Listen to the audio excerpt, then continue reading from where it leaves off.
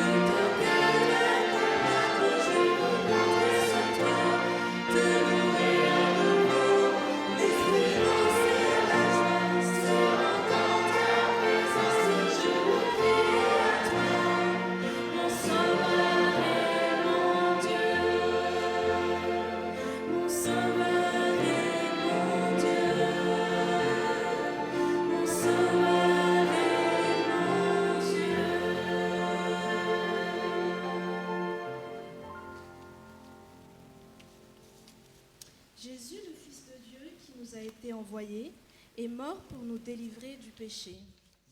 Chantons et glorifions Dieu pour cet incomparable amour qu'il nous a donné.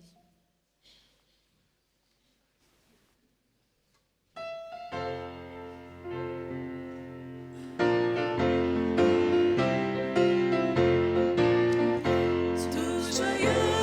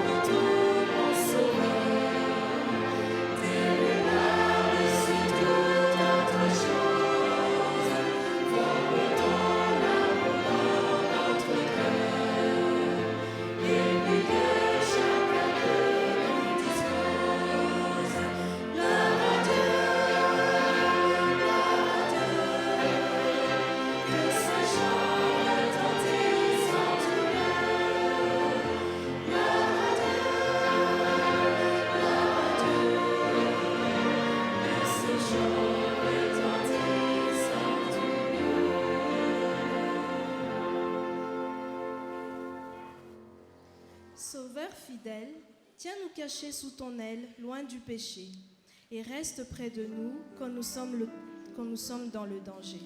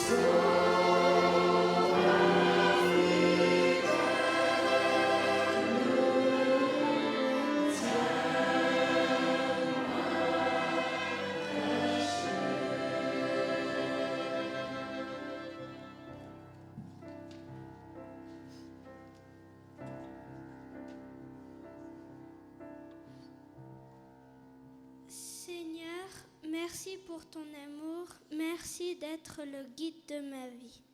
Et maintenant, nous allons chanter Mon ancre et ma voile. Thank you.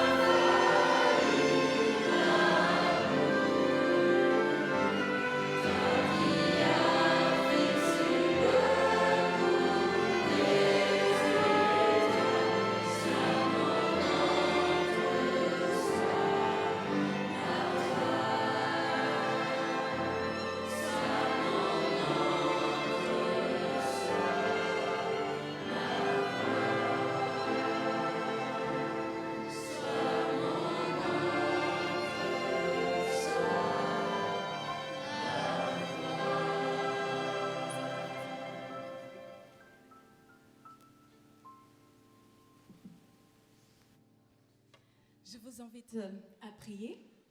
Et pour cela, je vous invite à prendre la position que mieux vous convient.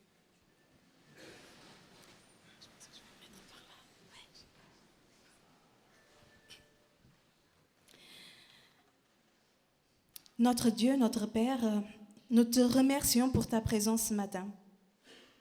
À toi et toi seul soit la gloire et l'honneur. Nous te remercions car nous pouvons ensemble te louer. Tu es notre force quand nous sommes faibles. Tu es notre consolation quand nous sommes attristés. Tu es notre lampe devant nos pas quand plusieurs fois nous sommes dans l'obscurité. Pardonne-nous nos fautes, efface notre péché. Aide-nous à faire silence ce matin.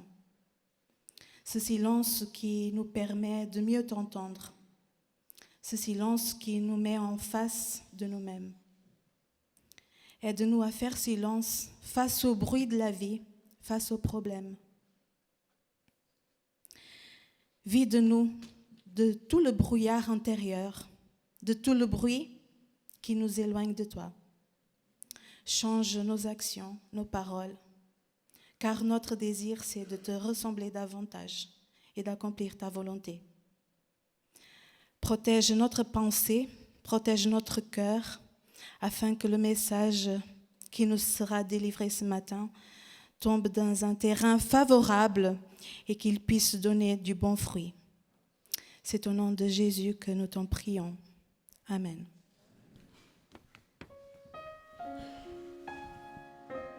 Et maintenant, j'invite tous les enfants à venir devant parce que c'est leur moment.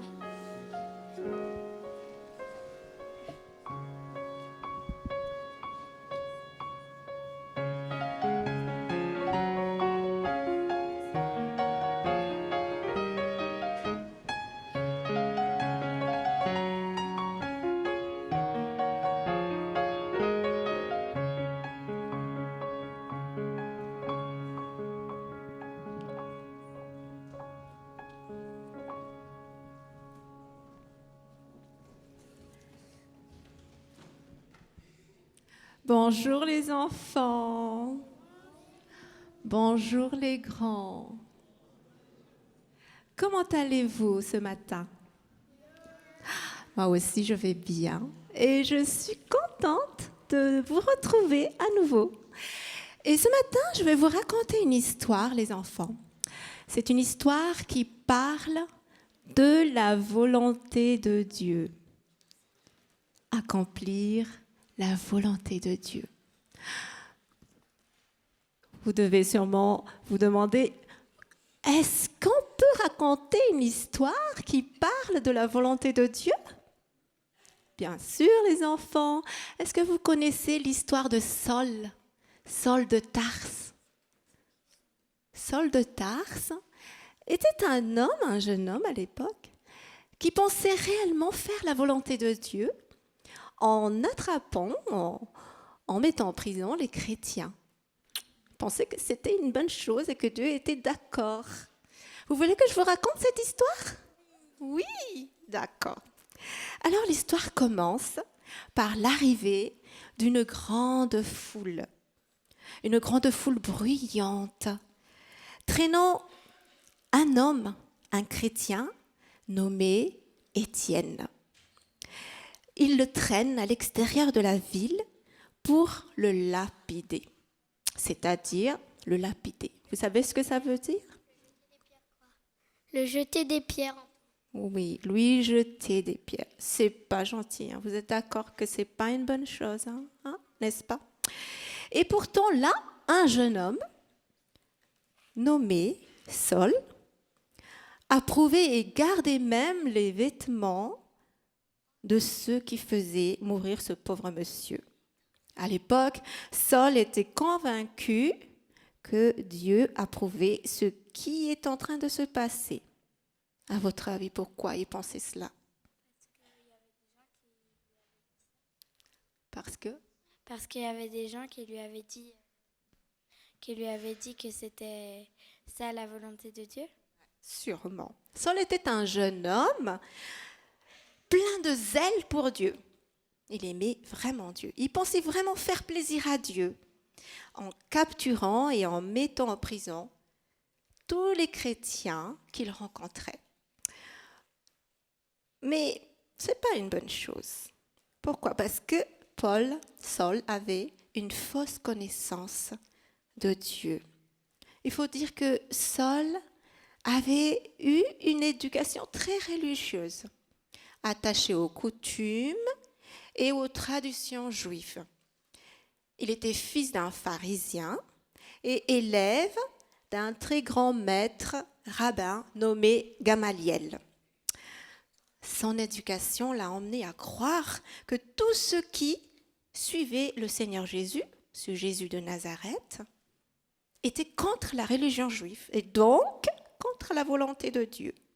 Il pensait que Jésus était un blasphémateur, que c'était un usurpateur. Et il pensait aussi que tous ceux qui le suivaient, les chrétiens, étaient un terrible secte qui devait être détruit à tout prix. Et voilà, il avait toutes ces fausses croyances jusqu'au jour où il rencontre le Seigneur Jésus. Et là, ce sera la grande révélation. Alors, Jésus, il allait capturer des chrétiens, c'est là où il l'a rencontré. Alors, pour rencontrer Jésus, c'est qu'en fait, Jésus voit dans son cœur que c'est quelqu'un de sincère, que c'est quelqu'un d'honnête, qui cherche vraiment à plaire à Dieu. Alors, Jésus voulait vraiment l'orienter sur le bon chemin. C'est pour ça qu'il allait le chercher sur ce chemin, sur cette route.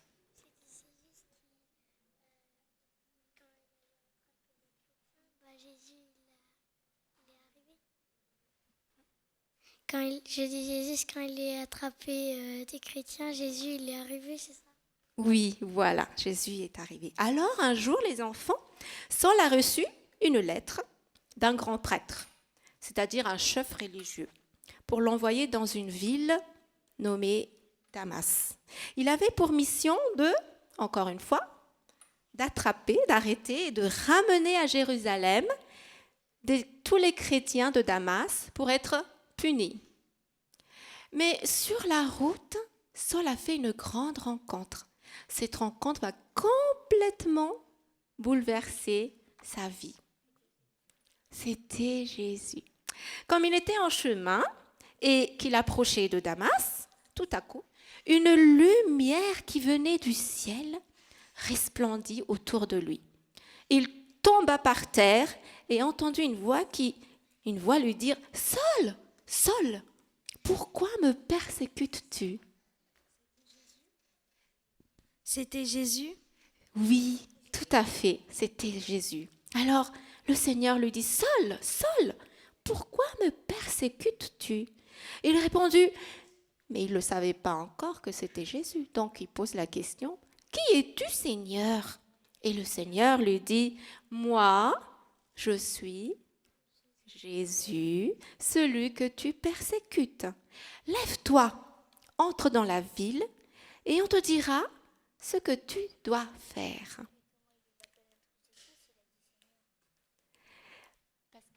Dans la tradition juive, on appelle Seigneur en fait tous les grands théologiens. Voilà. Donc pour lui, quand il est en face de cette rencontre, ça ne peut être qu'un Seigneur. Tu vois, donc il dit Seigneur. Il dit ça. Alors, Saul obéit parce que les yeux de son cœur se sont ouverts. Il a rencontré le Seigneur Jésus. C'est super. Et à l'issue de cette rencontre, les enfants, sa façon de penser a changé.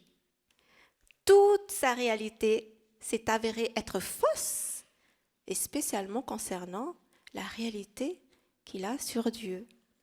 Tout était fausse. Il a reconnu qu'il avait tort et a changé radicalement de façon de penser et de faire. Ce n'est pas lui qui a fait des efforts pour changer. C'est parce qu'il a rencontré qui ? Il a rencontré le Seigneur Jésus.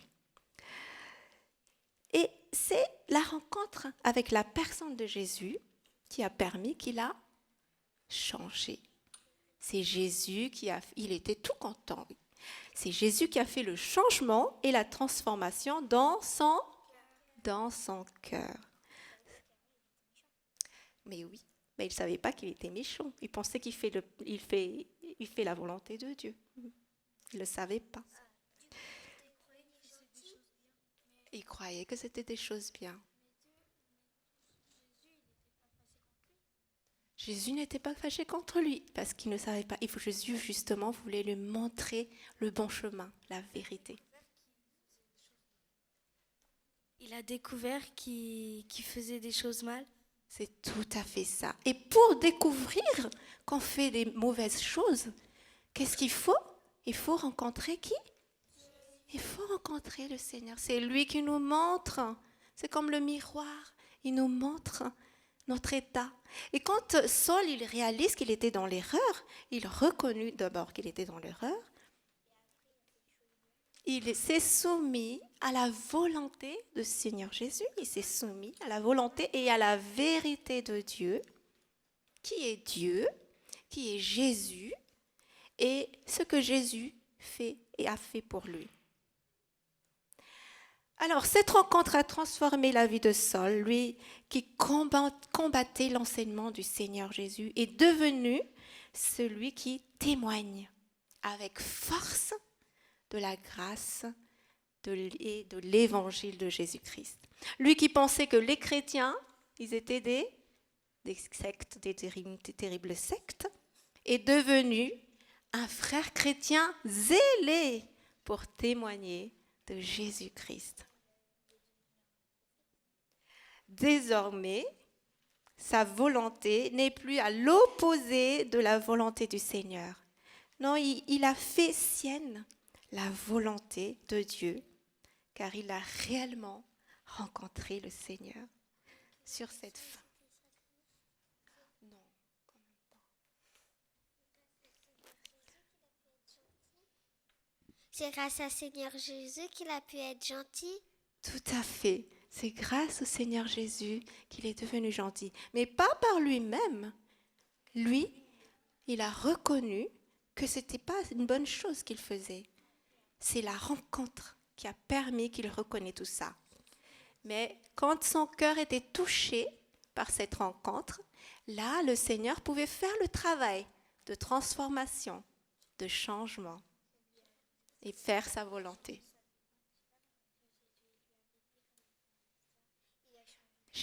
Tu n'as pas compris qu'est-ce que Jésus lui avait dit dans l'histoire. Alors, qu'est-ce que Jésus avait dit à Saul sur cette route de Damas? Il s'est présenté à Saul et il lui a dit quoi? Parce que Saul en a dit quoi? Qu'est-ce qu'il faisait Saul au départ?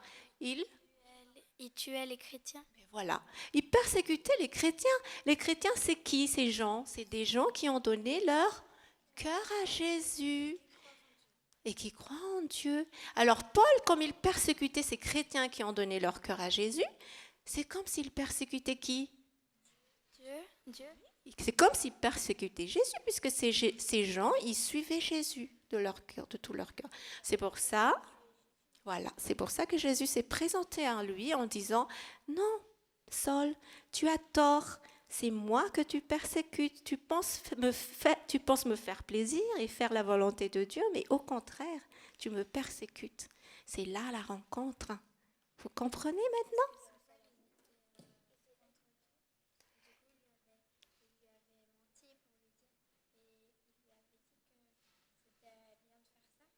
Bah oui, parce qu'ils étaient dans la tradition et dans les coutumes, si tu veux. Voilà,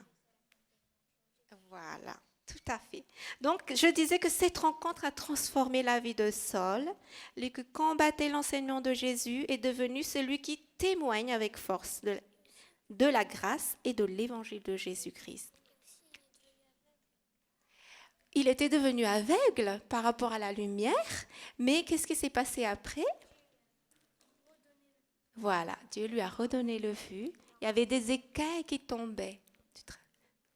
Des écailles tombaient. C'est pour ça que je disais tout à l'heure que les yeux de son cœur s'ouvraient. Voilà.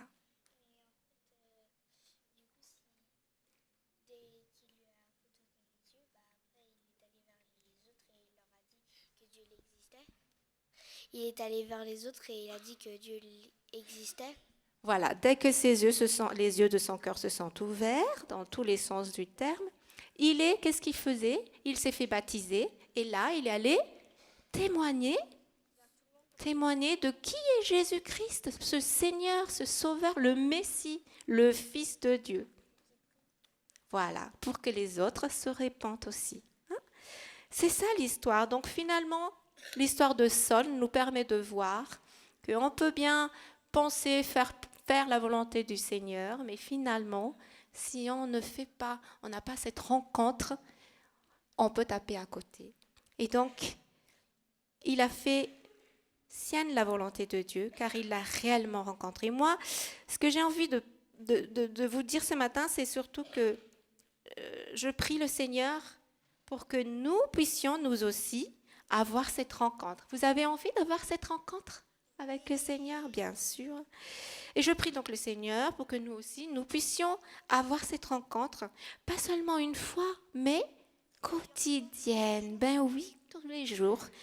Et cette rencontre quotidienne qui transforme notre vie, notre façon de penser, notre volonté devient la volonté. On a la volonté du Seigneur. Notre volonté en la volonté de notre Seigneur. Et cette rencontre, les enfants, se fera. Comment va se faire cette rencontre avec le Seigneur? Tous les jours, mais comment peut-on rencontrer notre Seigneur? Quand on prie. Quand on prie. Donc c'est le temps que nous consacrons dans la prière et dans quoi aussi? Dans la lecture de sa parole, la Bible. Oui. Je suis très contente parce que ça vous éveille plein de questions. Alors maintenant, quand vous allez rentrer à la maison, prenez la Bible et regardez l'histoire de Saul. Ça se trouve dans l'acte des apôtres, à partir du chapitre 9. L'histoire où il était jeune homme avec les habits que les autres posaient, ça commence à partir du verset 7 et 8. Et là, au chapitre 22, acte 22, vous avez l'histoire où c'est Saul lui-même, qui témoigne de toute cette rencontre qu'il a eue avec le Seigneur. Voilà. En fait, il s'appelle Saul au départ et après la rencontre, il change de nom. Non seulement il change de pensée, il change de vie, mais il change de nom et devient Paul. Ça s'appelle une alliance. L'église, c'est la maison de Dieu. C'est ici qu'on prêche et c'est ici qu'on chante. Voilà. Mais on peut prier chaque jour aussi à la maison. On prie à l'église, bien sûr. Avant d'aller se coucher ou pendant un repas. Tout à fait, oui. C'est mieux de prier. Oui, il faut prier, ça entretient ta relation avec le Seigneur et lire la Bible pour connaître aussi ton Seigneur. C'est vraiment grâce à lui que tu peux nous raconter ces histoires parce qu'il a rapporté à tout le monde et que maintenant on peut trouver dans la Bible. En fait, c'est grâce à lui qu'on est ici, qu'on peut avoir des histoires parce que c'est lui qui raconte aux autres et c'est maintenant qu'on peut avoir des histoires de la Bible. Tout à fait. Je suis très contente que ça vous a vraiment éveillé, plein de questionnements. C'est très bien.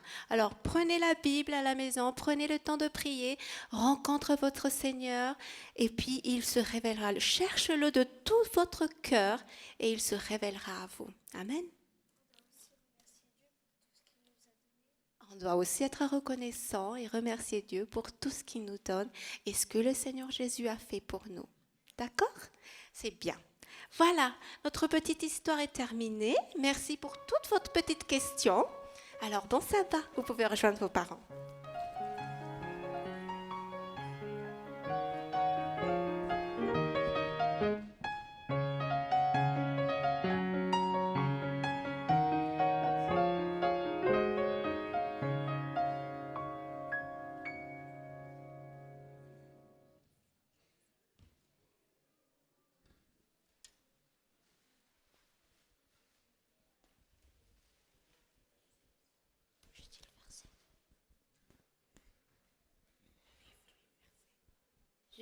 Je vais vous lire Jean 3, 16. Oui, Dieu a tellement aimé le monde qu'il a donné son Fils unique, ainsi tous ceux qui croient en lui ne se perdront pas loin de Dieu, mais ils vivront avec lui pour toujours.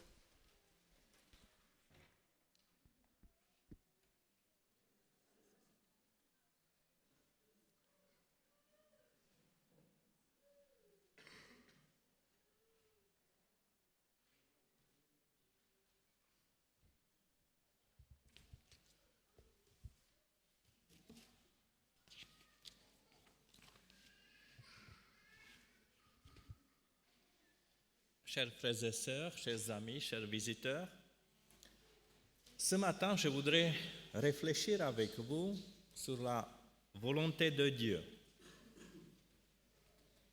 Il m'est arrivé de nombreuses fois, et peut-être à vous aussi, d'entendre dans la prière pour les malades le rappel à la volonté de Dieu.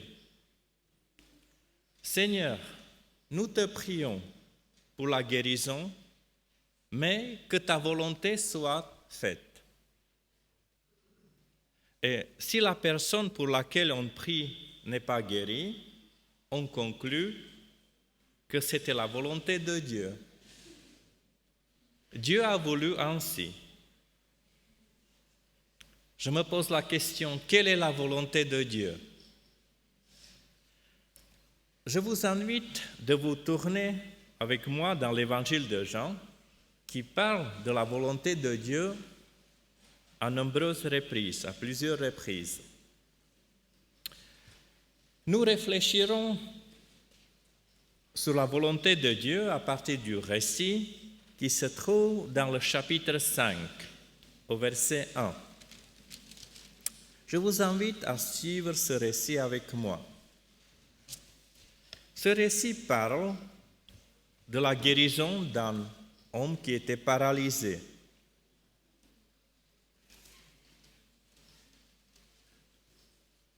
La situation initiale expose un homme paralysé qui est couché au bord de la piscine. La mention de la maladie, qui durait déjà 38 ans, souligne la gravité de l'état du malade. Cet homme espère d'être apporté dans l'eau qui, à un moment donné, a des effets miraculeusement thérapeutiques. Et Jésus, à la fin du dialogue avec cet homme, on ne sait pas pourquoi Jésus a choisi cet homme. Le récit dit qu'il y avait beaucoup de personnes qui étaient au bord de la piscine, qui attendaient aussi la guérison. On ne sait pas pourquoi Jésus choisit cet homme, mais peut-être il était dans l'état peut-être le plus pitoyable de toutes les personnes qui étaient là. Après un dialogue avec cet homme, Jésus lui dit, simplement, le récit est très sommaire, il lui dit, « Lève-toi, prends ton grabat et marche. » Et aussitôt, l'homme était guéri, il a pris son grabat et il marchait. On voit ce changement radical de sa situation. Avant, il était couché, beaucoup de temps. Maintenant, il se levait, il est en marche. Voilà. Jésus la remet en marche. Jésus la remet en vie.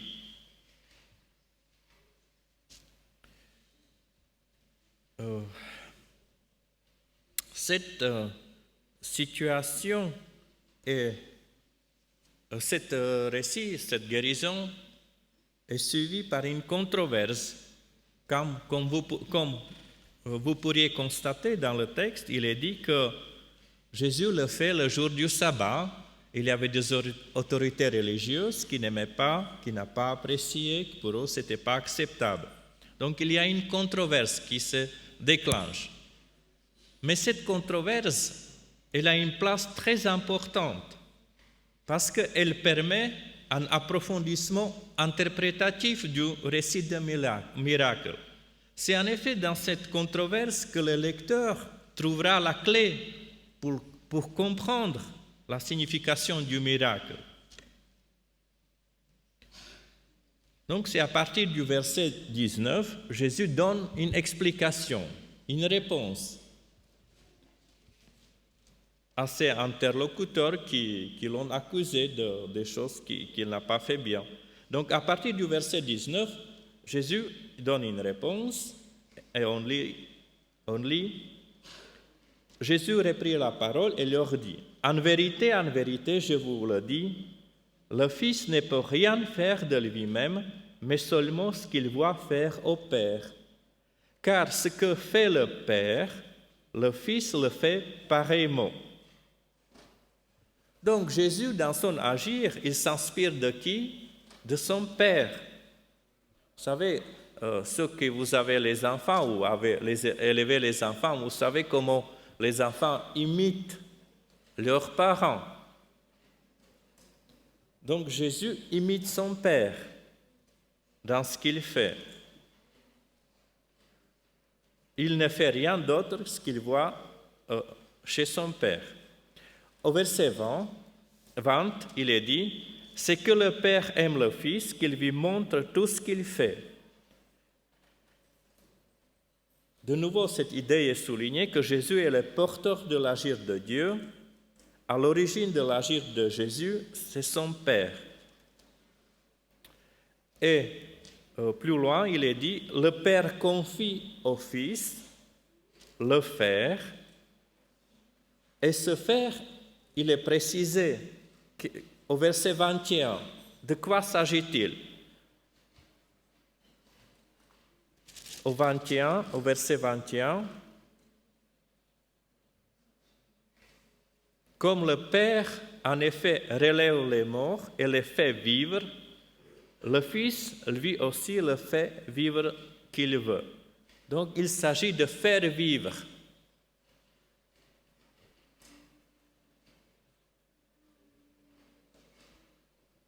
Et plus loin, au verset 30, Jésus dit, «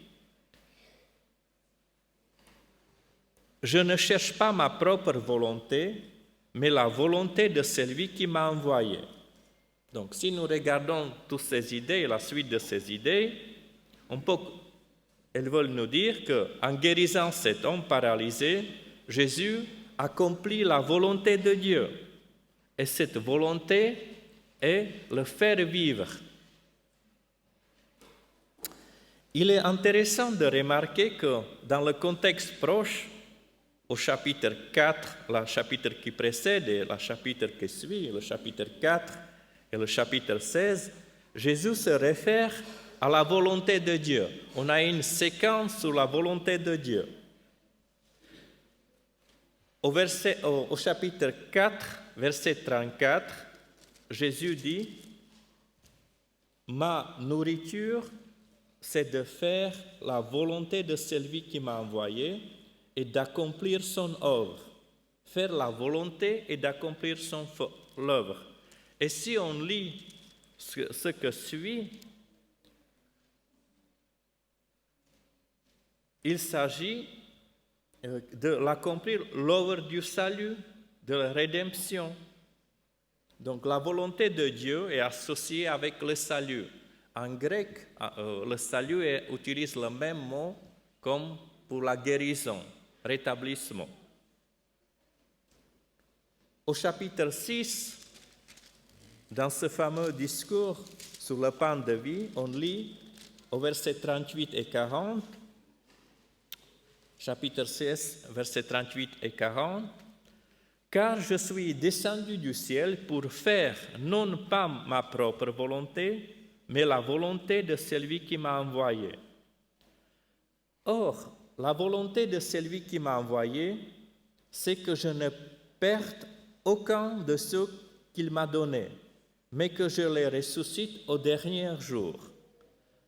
Telle est en effet la volonté de mon Père, que quiconque voit le Fils et croit en lui ait la vie éternelle, et moi je les ressusciterai au dernier jour. » Donc, dans ces deux textes qui parlent de la volonté de Dieu, ou les trois, même si chapitre 5, la volonté de Dieu est toujours associée à la vie, jamais à une maladie ou une détérioration ou des conditions pareilles. La volonté de Dieu est toujours liée à la vie.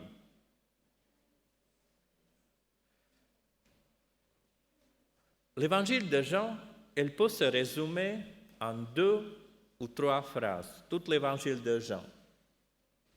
Si vous devez retenir quelque chose, une idée principale de l'évangile de Jean, elle est la suivante.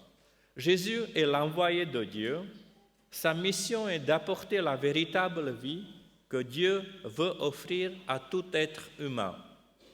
Le verset qui était lu avant la prédication le dit clairement.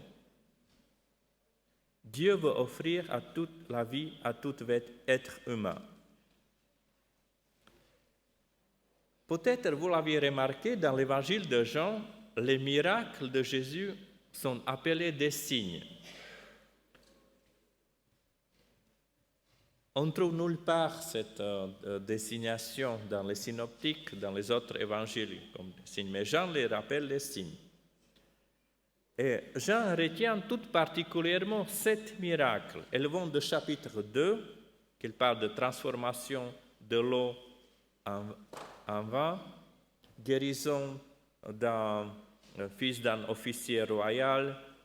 Après, il parle de multiplication des pains. Jésus marche sur les eaux. Il guérit l'homme qui était aveugle depuis la naissance. Et termine au chapitre 11. Ces miracles vont de manière croissante et culminent au chapitre 11 par la résurrection de Lazare, justement pour faire signifier, qui signifie son retour à la vie.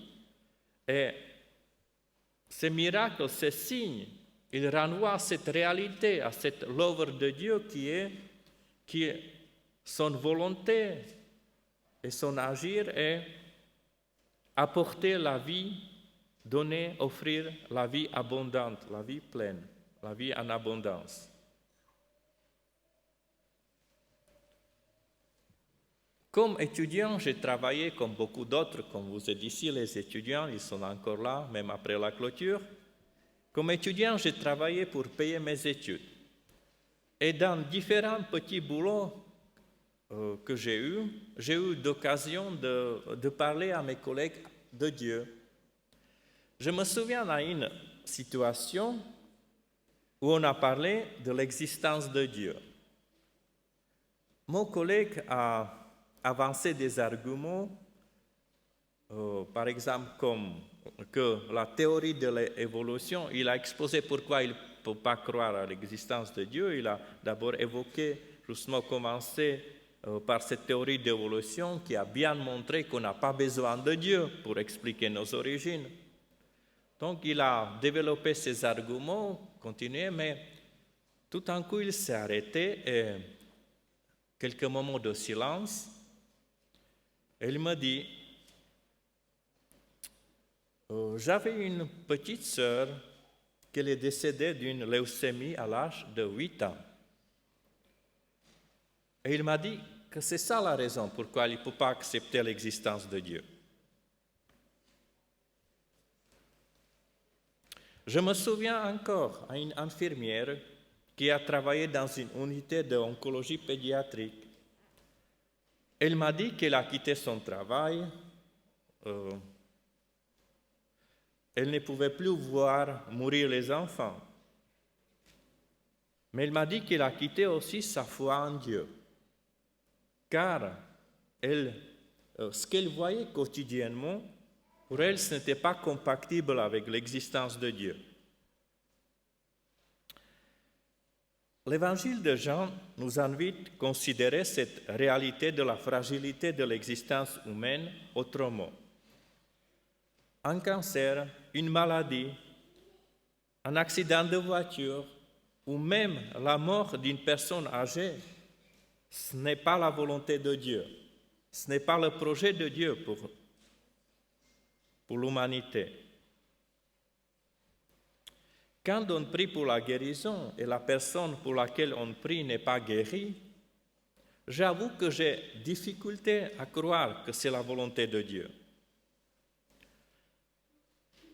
Je ferai la différence entre la volonté de Dieu et le fait pourquoi Dieu a permis une telle situation.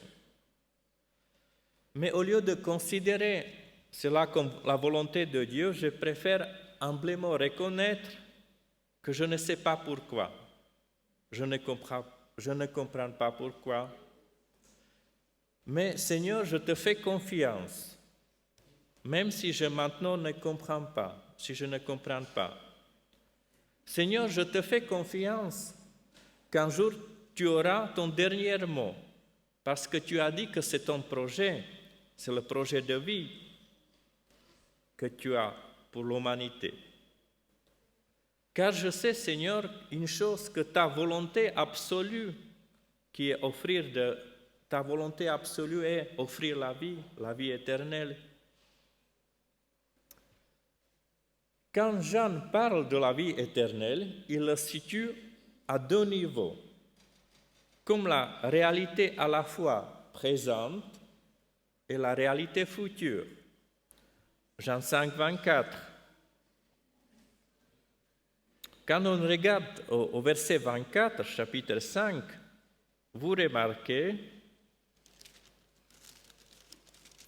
que tous les verbes sont au présent.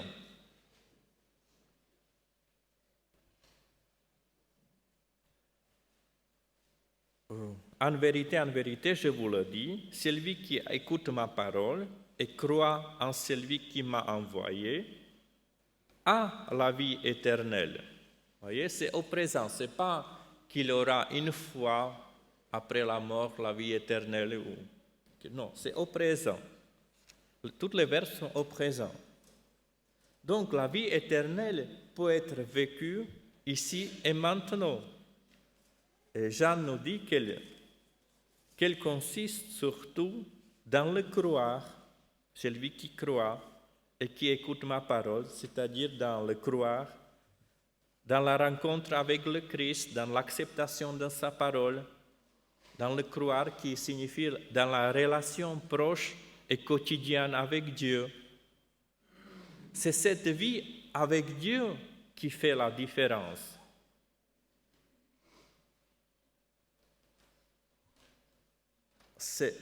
Même si on n'est pas épargné des difficultés de la vie et de la fragilité de l'existence humaine, la vie avec Dieu fait toute la différence. Et on peut dire qu'on peut déjà goûter cette vie éternelle. Je pense que chacun de vous qui est présent dans sa propre histoire peut le confirmer. Imaginez comment serait votre vie sans Dieu.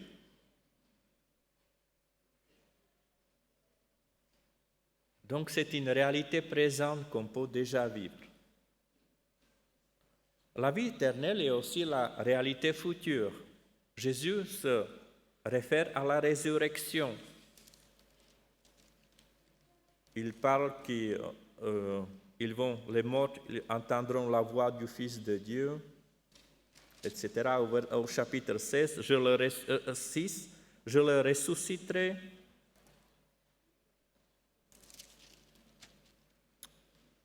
Il parle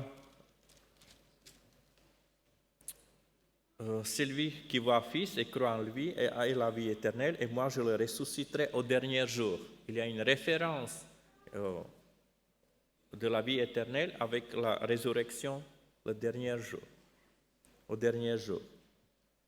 Donc cette vie éternelle est réalité future, et la résurrection, c'est l'événement ultime où la volonté de Dieu, offrir la vie, se réalisera pleinement. Elle atteindra son but. Dieu interviendra pour finaliser son projet final. Il rappellera à la vie les personnes qui ont mis leur confiance à lui, et il créera un nouveau monde, un environnement où toutes les choses qui nous empêchent de vivre pleinement aujourd'hui auront disparu. La volonté de Dieu, le désir le plus profond de Dieu est offrir la vie à tout être humain. Il a manifesté ce désir dans l'envoi de son Fils. Le Christ qui est venu pour accomplir sa volonté. Et on voit dans la vie de Christ tout ce qu'il a fait dans son ministère, dans son sacrifice, comment reflet de cette volonté de Dieu de sauver, d'apporter la vie aux êtres humains.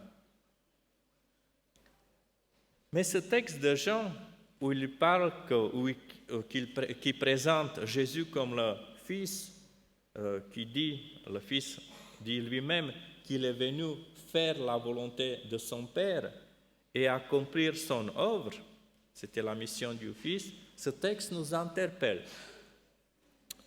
Car nous aussi, nous sommes les fils et les filles du Père. Et nous sommes appelés de continuer dans cette mission du Christ. Dans Jean 17, chapitre 17, verset 18, Jésus, dans sa prière, parle à son Père, « Comme tu m'as envoyé dans le monde, je les envoie aussi dans le monde. » Pourquoi Jésus envoie ses disciples? Pourquoi Jésus nous envoie dans le monde? C'est pour faire la volonté du Père, de son Père, de continuer dans sa mission. Et cette volonté du Père, c'est offrir la vie. Donc c'est aussi la nôtre, c'est projet aussi que Dieu nous confie, de répandre la vie autour de nous, de faire vivre. Donc c'est raison d'être de notre Église ou de chaque croyant, de pouvoir toutes les personnes qui nous entourent, de leur pouvoir aider à bénéficier de cette offre de vie que Dieu fait.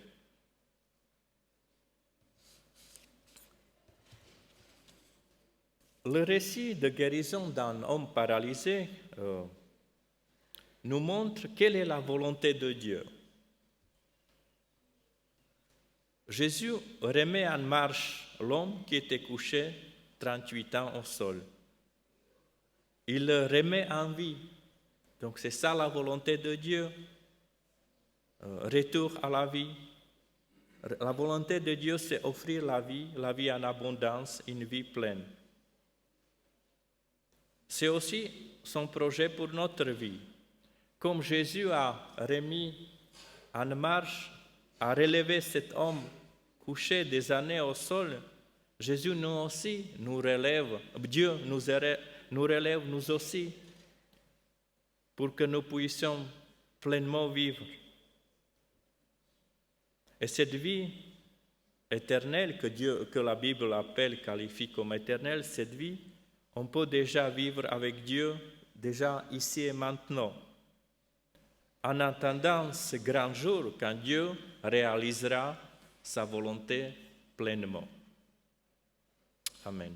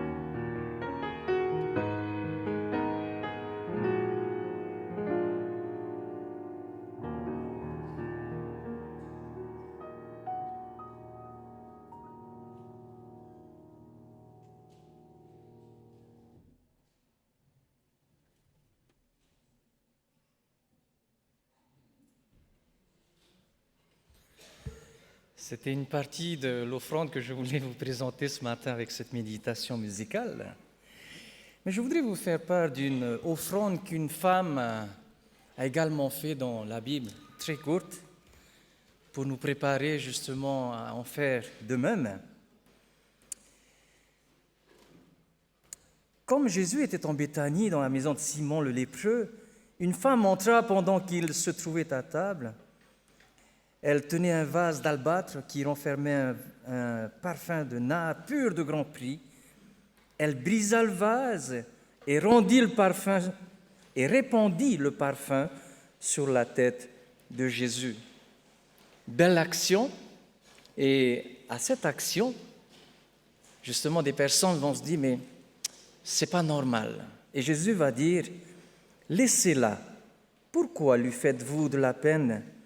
Elle a fait une bonne action à mon égard. Et je crois que ce matin, si vous êtes là, c'est que vous êtes consacré également durant toute cette semaine à cette rencontre pour pouvoir également être reconnaissant avec ce que Dieu vous a accordé.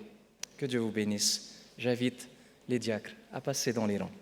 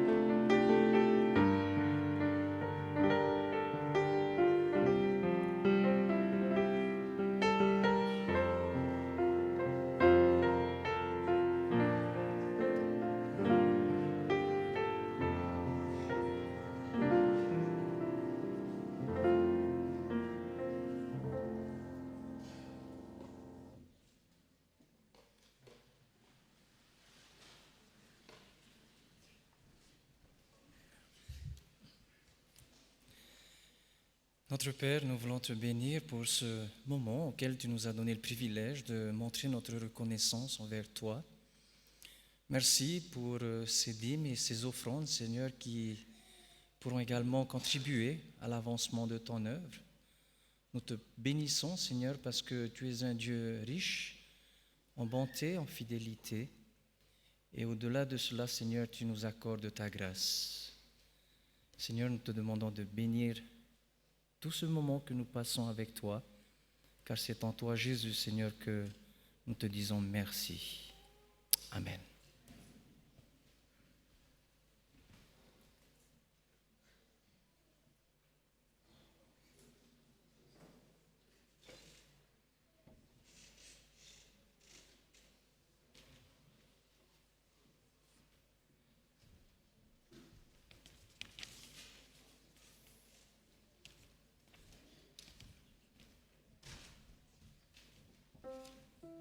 Il va bientôt venir, gloire à Jésus. Levons les yeux, voici notre Sauveur, c'est pour nous qu'il revient des cieux, le grand libérateur.